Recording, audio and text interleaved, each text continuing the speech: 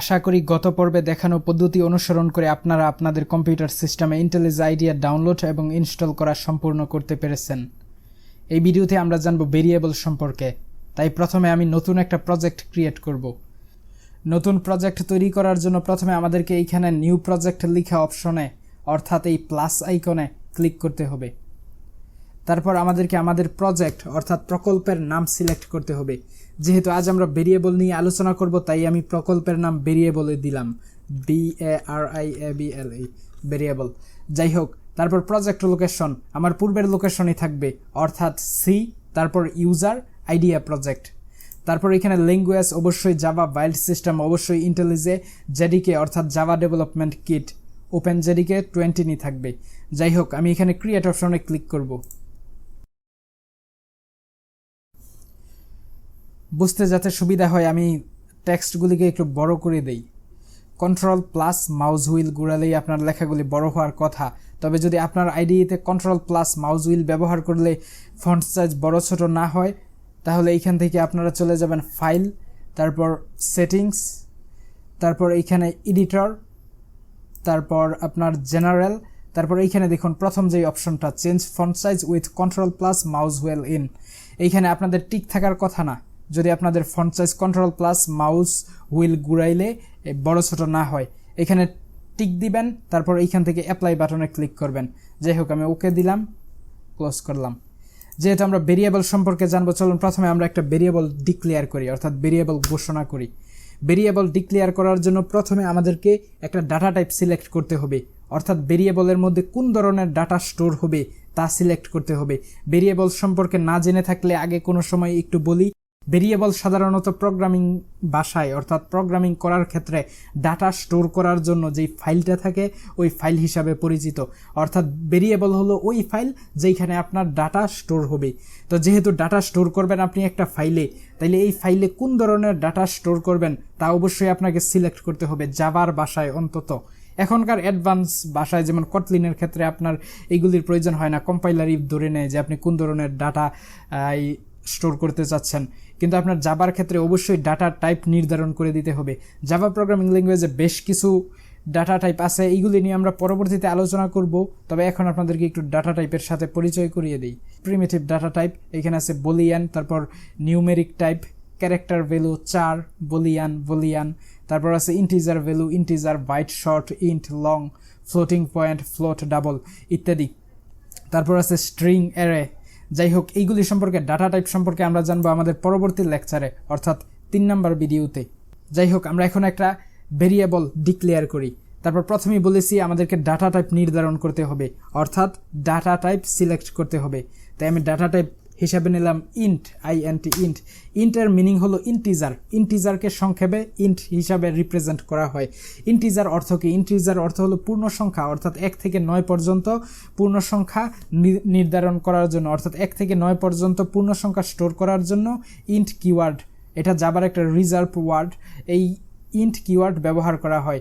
ইন্টের ক্ষেত্রে স্টোর করার ক্ষেত্রে কিছু সীমাবদ্ধতা রয়েছে। যেমন আমি যদি একটু নিচে যাই এই পেজটার, তাহলে এইখানে দেখতে পাচ্ছেন ইন্ট আপনার 32 বিট অর্থাৎ আপনার এই যে লম্বা ভ্যালুটা দেখতেছেন মাইনাস এত থেকে এই প্লাস এত পর্যন্ত ধারণ করার ক্ষমতা আছে ইন্ট ডাটা টাইপের। তারপর আসে এখানে ইন্টেলিজ আইডিয়া। তো প্রথমে আমরা জানলাম কি ডাটা টাইপ অর্থাৎ ভেরিয়েবলে কোন ধরনের ডাটা স্টোর করব তা সিলেক্ট করব। তারপর ভেরিয়েবলের নাম দিতে হবে। ভেরিয়েবলের নাম যে কোনো কিছু দিতে পারেন, তবে জাভা প্রোগ্রামিং ল্যাঙ্গুয়েজের নিয়ম অনুসারে, আমি নিয়মগুলি একটু পরে বলছি, আগে ভেরিয়েবল ডিক্লেয়ার করি। ধরুন আমি লিখলাম এক্স, তারপর ইকুয়াল 10 সেমিকোলন। এখানে যে ইকুয়ালটা দেখতে পাচ্ছেন অর্থাৎ এটা কিন্তু আমাদের গণিতের ভাষায় ইকুয়াল হলেও প্রোগ্রামিংয়ের ভাষায় এটাকে বলা হয় অ্যাসাইনমেন্ট অপারেটর। অর্থাৎ এই অপারেটরের কাজ হলো ভ্যালু অ্যাসাইন করা। অর্থাৎ এক্স ইকুয়াল টু 10 মানে কি? এখন এই 10ই হলো এই এক্স, অর্থাৎ এই 10 এখন এই এক্সের মধ্যে স্টোর করা আছে। তা আপনাদের আরেকটু বোঝার জন্য আমি এখানে প্রিন্ট করি। গত পর্বের ভিডিওতে আমরা দেখেছিলাম কিভাবে কনসোলে কোনো কিছু প্রিন্ট করতে হয়।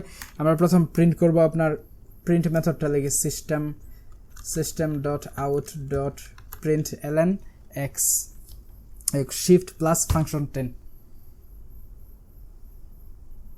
এখানে দেখুন আমাদের একটা এরর চলে আসছে। এই এররটার কারণ হলো আপনার এই যে দেখুন একটা ব্রেকেট, জাভা কিন্তু খুবই সেন্সিটিভ একটা প্রোগ্রামিং ল্যাঙ্গুয়েজ, অবশ্যই আপনাকে খেয়াল রাখতে হবে কোন সময় কোন ব্রেকেট দিচ্ছেন, কোথায় কি লিখছেন, অবশ্যই সব কিছু স্মরণ রাখতে হবে। এই এররটার কথা আমি গত পর্বেও বলেছিলাম, এই এররটার কারণ আবারও বলে দেই। যেমন এইখানে দেখুন এই যেমন সেকেন্ড ব্রেকেট আছে, তো এই ক্লাসের এই যে এই ব্রেকেট ক্লোজ হয়েছে এইখানে, এই ব্রেকেট ক্লোজ হয়েছে এইখানে, এই এক্সট্রা ব্রেকেটটার জন্য এরর। আমরা এই ব্রেকেটটা কেটে দিব, তারপর শিফট প্লাস ফাংশন 10, দেখুন এখানে 10 প্রিন্ট হয়েছে। তার মানে দেখুন আমরা system dot out dot print কিন্তু 10 লিখিনি, আমরা লিখেছি system dot out dot print LN x, অর্থাৎ এক্স লেখার পর কনসোলে কি প্রিন্ট হয়েছে 10। এ থেকে আশা করি আপনারা বুঝেছেন যে এই এক্সই হলো এখন 10, অর্থাৎ এই এক্সের ভ্যালু এখন 10। Question number 1, what is variable? Variable শব্দের বাংলা অর্থ হলো চলক, অর্থাৎ পরিবর্তনশীল নাম। প্রোগ্রামিংয়ের ক্ষেত্রে ভেরিয়েবলকে ডাটার মান স্টোর অথবা জমা করার জন্য ব্যবহার করা হয়, like int x equal to 10।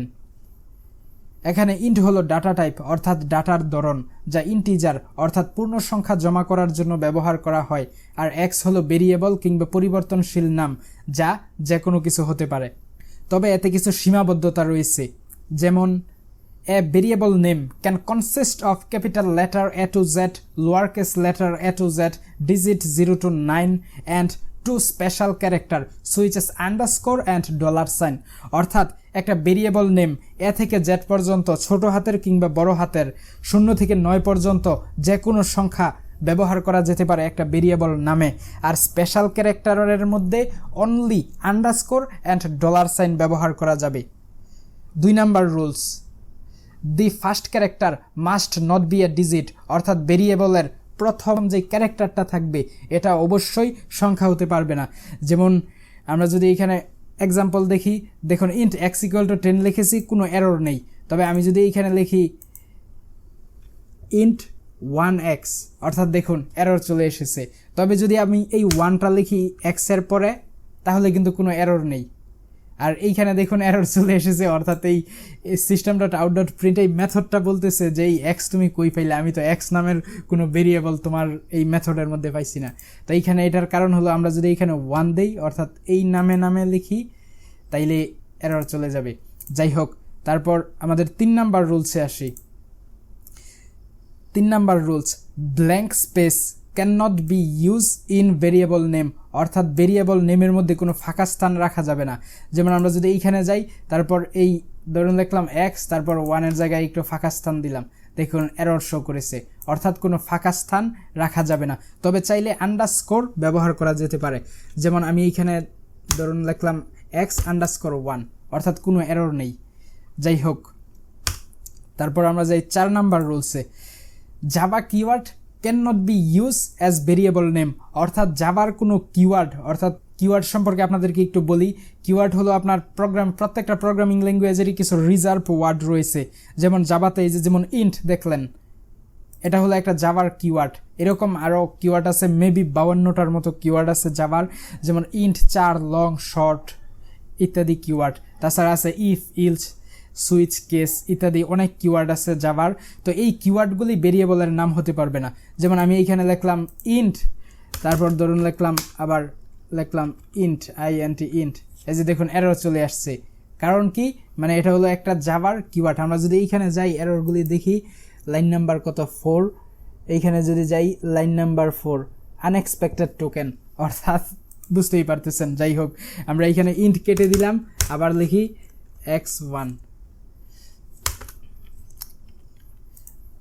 যাই হোক, তারপর আসছি পরের রুলসে। এই 5 নাম্বার রুলস, ভেরিয়েবল নেম আর কেস সেন্সিটিভ। কেস সেন্সিটিভ শব্দটার সাথে আপনারা হয়তো এখনও পরিচিত হননি, তাই এখন পরিচিত হয়ে নিন। কেস সেন্সিটিভ মানে হলো আপনার ধরুন আপনি এইখানে লিখলেন, যেমন ধরুন আমি 1 কেটে একটু বোঝানোর চেষ্টা করি। এইখানে আছে এক্স, এইখানেও আছে এক্স, প্রোগ্রামে কোনো এরর নেই। আমরা যদি রান করি অবশ্যই প্রোগ্রামটা রান হবে। তবে এখন যেমন এই যে এইখানের এক্সটা আছে আপনার এক্স ছোট হাতের, আমি যদি এইখানে লিখি বড় হাতের এক্স, অর্থাৎ লিখলাম এক্স, দেখুন এরর আসছে। অর্থাৎ যে এই এক্সটা কোথায়, এই এক্সটা কোথায়, এই method system dot out dot প্রিন্টএলএন method খুঁজেই পাচ্ছে না। কারণ আপনারা দেখুন এখানে কিন্তু int x equal to 10 value assign করা, এইখানেও এক্স এইখানেও এক্স, তবে দুইটার মান আলাদা আলাদা, অর্থাৎ এই বড় হাতের এক্স এর মিনিং একটা, ছোট হাতের এক্স এর মিনিং একটা। এটাই হলো কেস সেন্সিটিভ। আমি যদি এখানে ছোট হাতের এক্স লিখি তাহলে কোনো এরর আসবে না, চলে যাবে। যাই হোক, তারপর পরের রুলস দেখা যাক।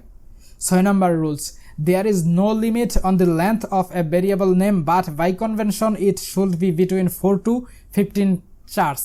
অর্থাৎ একটা ভেরিয়েবল নামের ক্ষেত্রে এই আপনার নামটা কতটুকু বড় হবে এতে কোনো নিষেধাজ্ঞা নেই, তবে ভেরিয়েবল নেম 4 সংখ্যা থেকে 15 সংখ্যার মধ্যে হওয়াই বেটার, অর্থাৎ উত্তম, অথবা বলতে পারেন গুড প্র্যাকটিস। তারপর আসি 7 নাম্বার রুলসে, variable name always should exist on the left hand side of assignment operator. অর্থাৎ ভেরিয়েবলের নাম সবসময় এই অ্যাসাইনমেন্ট অপারেটরের বামে হতে হবে, অর্থাৎ লেফট সাইডে হতে হবে। যেমন এইখানে দেখুন, এটা হলো অ্যাসাইনমেন্ট অপারেটর আর ভেরিয়েবল নেমটা আছে এইখানে। আশা করি ভেরিয়েবল ডিক্লেয়ার করার নিয়মগুলি সম্পর্কে কিছু ধারণা অর্জন করতে পেরেছেন।